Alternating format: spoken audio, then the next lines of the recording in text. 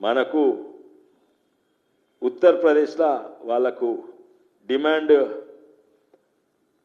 76 LMT అంటే 1,00,000 metric టన్నులు ఉంటే వాళ్ళకి అవైలబిలిటీ ఇంకెక్కువ ఉన్నది. వాళ్ళు వాడింది అంతే, ఎంత అవసరం ఉందో అంత వాడింది, 74 లక్షలు వాడిండ్రు. కానీ తెలంగాణకు చిన్న రాష్ట్రం, మా దగ్గర రైతులు తక్కువ మంది, 30 లక్షల రైతు కుటుంబాలే ఉన్నాయి. ఆడ 3 కోట్ల రైతు కుటుంబాలు ఉంటాయి. అయితే ఇక్కడ తెలంగాణలో మనకు అవసరం అనేది 19 అనుకోరాదు, 19 కోట్లు ఉంటే మనకు అవైలబిలిటీ 23 కోట్లు. అంటే దీని ప్రకారంగా ఉత్తరప్రదేశ్కు 10 ఇంతలు ఎక్కువ ఉండాలి, కానీ 10 ఇంతలు ఎక్కువ కాదు, 3 ఇంతలు ఎక్కువనే ఉన్నాయి. అంటే తెలంగాణలో హైయెస్ట్ పర్ క్యాపిటా ఇన్కమ్. మనకు యూరియా ఎక్కువ కాదు, వరి తక్కువ పండించి మిల్లెట్స్ వేరేవి పండిస్తే తెలంగాణ రాష్ట్రానికి, మన ఆరోగ్యానికి, దేశ ఆర్థిక పరిస్థితికి మంచిగా అవుతుంది.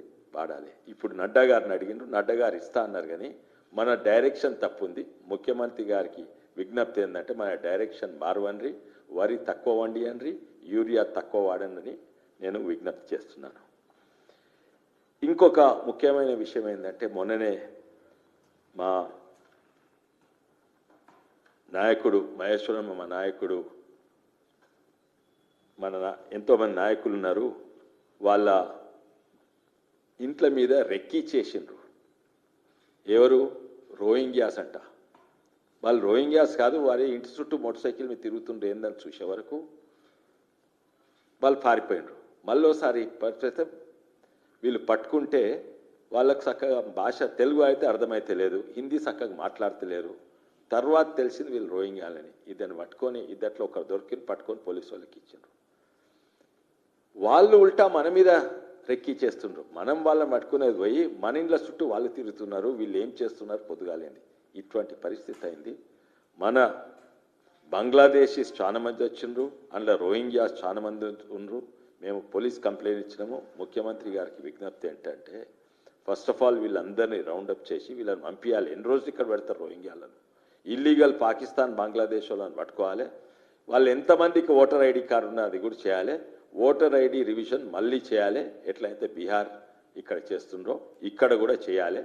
ఎందుకంటే నేను మొన్ననే ఒక వీడియో చూపెట్టిన, 60 ఏండ్లు బార్డర్ లేకుండే ఇండియా బంగ్లాదేశ్ మధ్యలో. యుద్ధం గెలిచినాక కూడా బార్డర్ లేకుండే. దాదాపు 70 బంగ్లాదేశ్ ముక్కలు ఇండియాలో ఉండే, 100 ఇండియా ముక్కలు బంగ్లాదేశ్లో ఉండే. ఇక్కడి నుంచి అక్కడ ఫ్రీ పోతుండే 60 ఏండ్ల సంది. అయితే దాదాపు 4 కోట్ల బంగ్లాదేశీలు ఇక్కడికి వచ్చిండ్రు. ఇదే కాక నేను పాపులేషన్ గ్రూప్ సందర్భంగా నేను బంగ్లాదేశ్ పోయినుంటిని. ఇప్పుడు కాదు, 4 ఏళ్ల కింద యునైటెడ్ నేషన్స్ పంపించింది. బంగ్లాదేశ్ గొప్పగా చెప్తుండ్రు, మా దగ్గర జనాభా కంట్రోల్ బాగైంది, ఇండియాలో కాలేదు. ఇండియాలో కాదు, ఇండియాలో అయింది, తెలంగాణలో అయింది కంట్రోల్ మంచినే. ఎక్కడెక్కడ కాలేదు? అస్సాంలో కాలేదు, వెస్ట్ బెంగాల్లో కాలేదు, బీహార్లో కాలేదు, జార్ఖండ్లో కాలేదు, యూపీ. ఎందుకు? అక్కడ ముస్లిమ్స్ ఉంటారు, అక్కడ జనాభా కంట్రోల్ అయింది. ఇక్కడ అదే ముస్లిమ్స్ ఇక్కడ వస్తే కంట్రోల్ అయితే ఎందుకైతే లేదు? ఎందుకంటే వాళ్ళని ఎంతోమంది 4 కోట్ల మంది ఇక్కడ పంపించిండ్రు. మీరు పాపులేషన్ గ్రాఫ్ 4 రాష్ట్రాలలో చూడండి, బంగ్లాదేశ్ పాపులేషన్ గ్రాఫ్ చూడండి.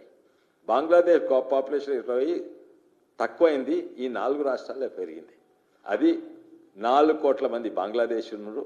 నేను అనుకుంటా అందులో దాదాపు 20 లక్షల మంది మా తెలంగాణలో కూడా ఉన్నారు. తప్పనిసరిగా ఇది బార్డర్ కంట్రోల్ అయితే మోడీ గారు చేసిండ్రు. ఉన్నోళ్లను గుర్తించి వాళ్ళని వాపస్ పంపించాలి. ఎవరికైతే ఓటర్ ఐడి కార్డ్స్ ఉన్నాయో ఇమీడియట్లీ రద్దు చేయాలి. అది కూడా చేస్తే మొన్న మహేశ్వరం సీటు బీజేపీదే ఉంటుండే. ఇంకా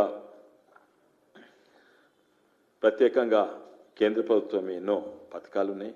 వాటిని ఇక్కడ పేరు మార్చి వాళ్ళని అమలు చేస్తున్న కొన్ని అమలు చేయగలుగుతలేరు. ఎందుకంటే చాలా మట్టుకు పథకాలు 70% కేంద్ర ప్రభుత్వం నుంచి వచ్చాయి, 30% డబ్బులు వీళ్ళు కట్టాలి, వీళ్ళ దగ్గర పైసలు లేవు, అందుకే అయితే లేవు. ఈ 2 ముఖ్యమైన విషయాలు మీ దృష్టికి తీసుకొస్తేందుకే ఈ కాన్ఫరెన్స్ పెట్టిన. మిత్రులకు ధన్యవాదాలు. మానవీయ కోణంలో ఆలోచించి అక్కడ విద్యార్థులందరూ ఖచ్చితంగా చదువు చెప్తున్నారు కాబట్టి ఆ కాలేజీని